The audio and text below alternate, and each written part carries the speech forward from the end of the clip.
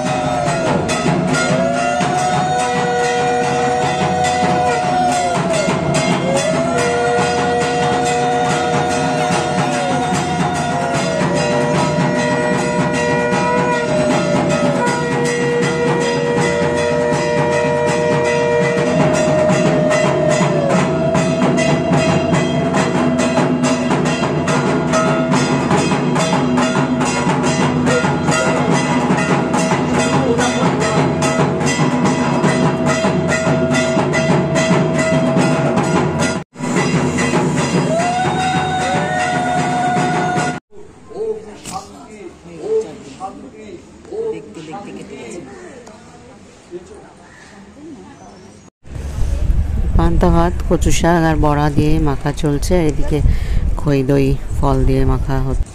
ঘট নাড়া দিয়ে আর দর্পণে মায়ের বিসর্জন যেটা করে সেটা তো হয়ে গেল, দেখতেই পেলেন ভিডিওতে। এরপরে রাত্রে বিসর্জন।